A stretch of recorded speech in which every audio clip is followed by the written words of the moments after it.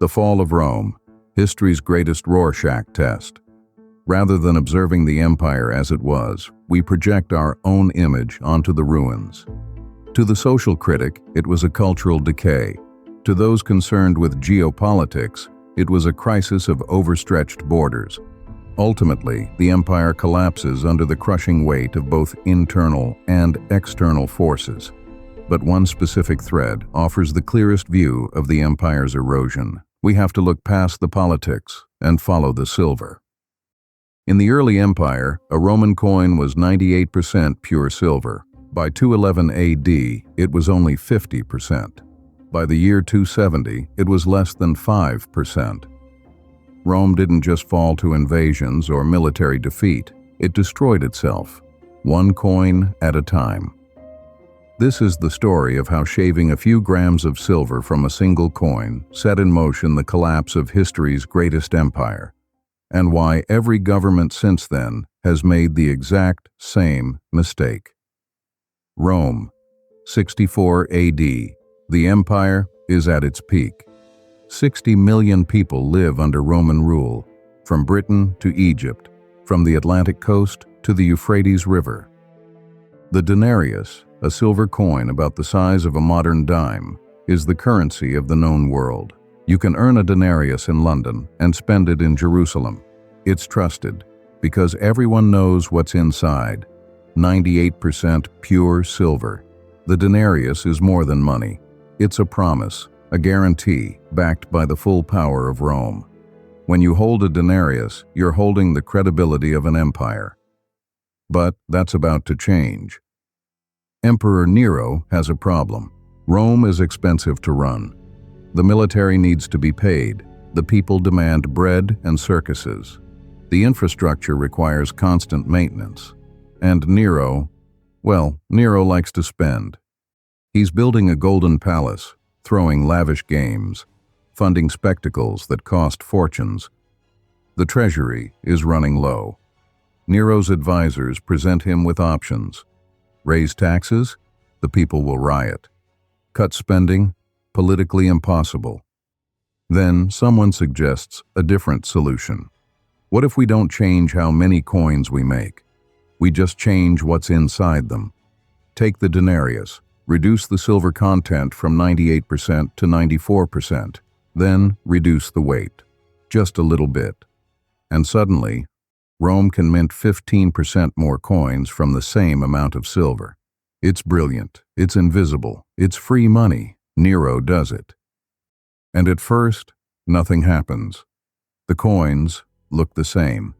Merchants accept them without question. The trick worked. But here's what Nero didn't understand. Once you start, you can't stop. Every emperor after Nero faces the same problem. The military is expensive. The people are demanding. The treasury is empty. And now there's a precedent. If Nero could reduce silver by 4%, why can't we reduce it by 10%? Each emperor shaves off a little more. By 270 AD, the coin that once represented the credibility of Rome is now a piece of worthless metal with a thin veneer of value. And here's where it gets catastrophic. People aren't stupid. Merchants start to notice. The coins feel different in the hand. They tarnish quickly. So, the merchants do what anyone would do. They raise prices. If the coins only contain half as much silver, then everything should cost twice as many coins. This is inflation. But it gets worse than that, because people start hoarding the old coins, the ones with real silver. This is known as Gresham's Law. Bad money drives out good. People pay their taxes and debts with the new worthless coins. They keep the old, valuable coins for themselves. And the more prices rise, the more the government needs to pay its soldiers and bureaucrats, so they debase the coins even further. It's a death spiral.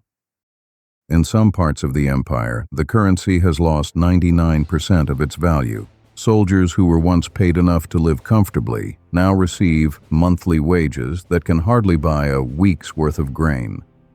And in Rome, when the soldiers are no longer paid, the emperors, are living on borrowed time. The effects ripple through the empire.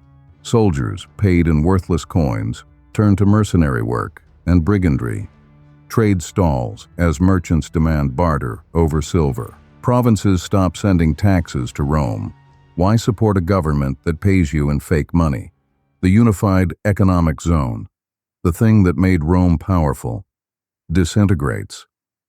Here's the most disturbing part. Every major empire since Rome has done the exact same thing, from the Ottomans to the medieval kingdoms of Europe. Each one eventually debased their currency. Modern governments do the same. Germany, in the 1920s, printed money until it took a wheelbarrow full of cash to buy bread. Zimbabwe, in the 2000s, had trillion-dollar bills that were almost worthless. The temptation is always the same. A government needs money. It can't raise taxes. It can't cut spending. So it finds a way to create money from nothing. In Rome's case, reduce the silver. In modern times, print more money. Create digital currency. The method changes. The result doesn't. First, nobody notices. Then, prices begin to rise. To paraphrase Hemingway, bankruptcy happens gradually, and then all at once. It's the same pattern, over and over, for 2,000 years. The Roman emperors weren't stupid. They understood what they were doing, but they had a choice. Collapse today through unpopular cuts, or collapse tomorrow through currency debasement. They chose tomorrow, every single time. And here's the question: are we any different? Look at modern government debt. Central banks creating trillions from nothing. The purchasing power of our currency dropping year after year. Have we learned anything from Rome's mistake? Or are we watching the same slow-motion collapse? If bankruptcy happens gradually, then suddenly, you have to wonder, which stage are we in right now? Next time, 5 minutes until the end of the world. The story of Stanislav Petrov, the man with the courage to do absolutely nothing. Please remember to like this video. And if you want more stories about the decisive moments and hidden truths that shape our world, subscribe to Inflection Points. Thanks for watching, and the next time someone tells you that we can simply print more money, remember, Rome tried to do that, and it cost them everything.